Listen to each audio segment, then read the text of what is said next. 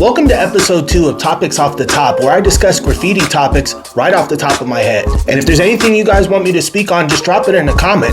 But let's get into topic 1. Alright, here we go. I got a topic. This topic is reckless riders. When I first started tagging, being reckless was almost an expectation. We were tagging on buses, and these buses were always full of people, especially going through the Mission District. We rarely ever got a bus that had nobody on it. So by definition, you could say I was fairly reckless because almost every day, I would hit up right in front of people on a locked bus with really only one way off the bus, and it never crossed my mind that maybe I shouldn't be doing it. And a lot of times in life, especially when you're younger, it's hard to have perspective on yourself, especially when you do a lot of comparing to other people. And there was always people in the mix that I knew who were a hell of a lot more reckless than I was.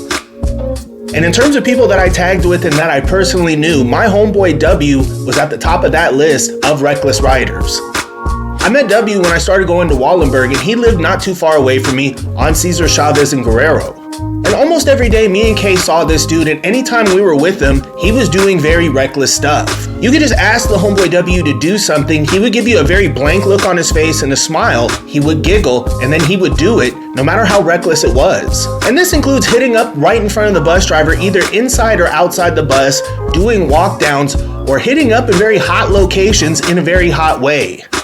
And I've told the story before, but there was one day that I was passing by that wall that's on Castro Street that leads to Divisadero on the bus. This wall is fairly famous, and it's an incredibly long wall. It stretches for a couple of city blocks. And this fool W hit up our crew name over 50 times, probably closer to 100 times. And he made sure to get there at like 6 o'clock in the morning and just write TUS across that entire wall. And there really wasn't anything that this fool wouldn't consider doing.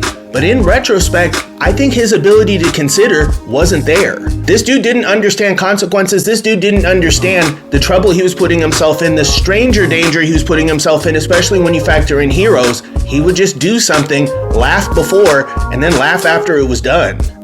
And as I've gotten older and I've thought about people like W and the other people I used to see around the city that were very reckless, I realized these folks had a lot of stuff going on, both inside their head and in their lives. I'm not going to put my boy's business out there, but his living arrangement was really whack, and he'd been exposed to extensive abuse like a lot of us had up until that point when I met him at 14. And he wasn't a dude that was looking for validation, he wasn't looking for attention, he was just doing stuff. But there were other riders that were looking for these things, and they figured that if they did things that were more outlandish, more reckless, and just more dangerous, people would recognize them, and that recognition that they weren't getting at home from their parents, from their mom, from their whoever, they would get from riders. And I used to see fools like this and wish I could do some of the similar things, but there was no way in hell I was going to be able to get away with a lot of the stuff that they were doing. And while I had plenty of issues both in my house and in my head, I could never really cross that line into the territory like the homeboy W used to cross every day. Although I did eventually get to that point maybe a year after I was done tagging, and the same kind of crap that the homeboy W used to do, I was doing a version of it almost every day myself. As you guys might be able to tell, I'm still constantly processing the things that I went through and the things that I saw during my time as an active writer. And these kinds of recollections and these kind of comparisons will make up a lot of topics in the future. But let's get to topic 2. Alright, here we go. Krylon Paint. In the late 90s, if I came up on a can of Krylon Paint, I was having a good day. I barely ever used Rusto, and Krylon was the go-to for me for paint, and I usually use Krylon with fat caps. But as I talked about previously on TikTok, to me, the only bad can of spray paint was no can of spray paint, so maybe my standards were just a little bit low. But as I've gotten back into graffiti in the last couple years, there's one thing I've heard almost constantly, and that's Krylon paint really sucks. I haven't had a chance to go out and use some myself, but all the things I've heard pretty much have Krylon painted in a light that's very different than what I remember back in the day. And that's the way that things go. Not everything is going to stay the same. Almost everything is always changing. And even between countries, sometimes you could get something in one place and get it in another, and it's a completely different product. So I was pretty saddened to hear that Krylon was pretty crappy compared by today's standards. And while Rusto is the most easily accessible and readily available brand of spray paint where I currently live, it kind of sucks too. But now there's so many different brands of paint that you can come up on, whether you're coming up on them in the traditional manner of racking or just putting some money down and buying them. You have a very wide selection that wasn't available when I was an active tagger. But at the end of the day, Krylon Paint doesn't have graff writers in mind. It's a paint company, not a graff company. And some of these other companies have graff writers very much in mind when they're presenting their products. But in terms of Krylon, they have a very wide base of anybody that ever wants to paint anything that they can market to without us in mind. I will say though, there are a ton of writers now, especially with graff being centered on the internet, and Krylon could market to graffiti writers if they chose to do so. But if they choose to do so, apparently they have some work to do when it comes to the quality of their paint, and if they can get it back to what it was in the late 90s, people will support the brand, possibly myself included. If you'd like me to speak on a topic, drop a comment down below, and you can also let me know what your favorite brand of spray paint currently is. But let's get into topic 3. Alright, here we go. Tagging in the avenues. So for you guys that don't know, the avenues in San Francisco are 2 neighborhoods, the Richmond and the Sunset. And both of these neighborhoods have numbered streets that are avenues, unlike the Mission District where they have numbered streets that are streets. And I didn't really start hitting up in the Avs until I met my homeboy Kay in 9th grade. Kay was the type of dude that was constantly outside, constantly just bus hopping, riding his bike around, and just exploring stuff. And he spent a lot of time out in Noe Valley, and he would get up out there especially, and he's the dude that introduced me to some of the spots out that way. But Kay did the same thing for the avenues, and especially we go out to the Sunset, and we just go out there and get busy. The Sunset is a safe neighborhood back then and now. And that isn't to say that there isn't hard people, real people, tough people, whatever you want to call them, out in the Sunset and the Richmond, but just on the street, you barely ever saw anybody out there.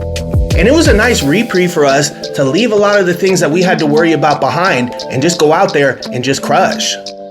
And Kay knew a lot of people that went to Lowell High School, and we'd shoot out to Lowell. There'd be so many damn people going to that school at that time that we could just blend in, link with other riders, go bus hop, or just go hit the streets right after. And I don't think anybody ever even saw us out there just walking around. You wouldn't find people on the street, you would just find empty streets, people at work, people in these very nice houses, but not a lot of activity just on the sidewalk. So you could really pick and choose your spots out there, and we'd be out there bombing in broad daylight, and we could go hit a bunch of corners, hit a bunch of streets up, jump on a train, pass through that tunnel that goes to West Portal, and just bomb everything in sight. And for being a safer neighborhood, that didn't mean that there weren't graff riders out there. So all those riders out there would see us up in a part of the city that we live fairly far away from.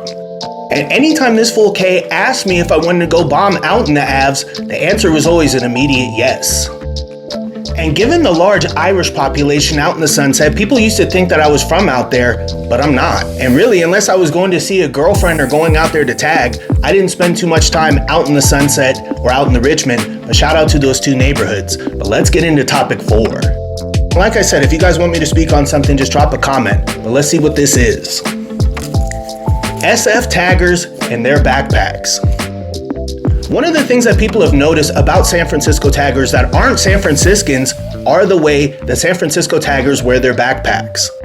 The first video I ever had that blew up on TikTok spoke about this style that we wore our backpacks, and people have been intrigued by it ever since. And the only way to describe how we wear it is, we throw that backpack on, we take the straps, and just tighten the hell out of them. And we did it for one reason and one reason alone, and that was, if you ever had to run, if you ever had to get out of somewhere, you didn't want your backpack slapping you as you ran. This was gonna slow you down, it was gonna make running away awkward, and when you're being chased, as I can attest to, the only thing on your mind should just be getting the hell out of the situation you're in, and you shouldn't be thinking about your backpack or any other piece of clothing.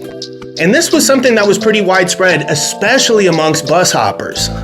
But it was never anything that we talked about. It was just something that we did. It was something that we instituted out of necessity, and it's just something that was just a reality of our day-to-day lives. And by the time somebody pointed out to me that we did it, I'd been tagging for over a year and I hadn't really given any thought. But I was at a bus stop with the homeboy K and the homeboy W and a couple of other riders, and one of my friends basically just said, "Damn, all you tagger all wear your backpacks the same way."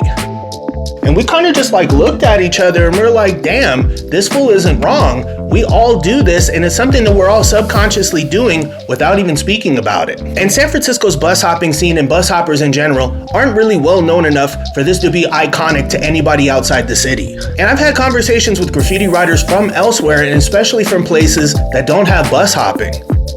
And to them, they're like, why the hell do you guys do that? Is that just your style? Like, is that a fashion choice from San Francisco writers? But like I said, it's not. It's just a matter of necessity, but that's how many things come to be. And if you're somebody that gets chased on a fairly regular basis, or you're somebody that's out there tagging in a fairly hot way, I would recommend strapping your backpack down as tight as possible and just being ready to run.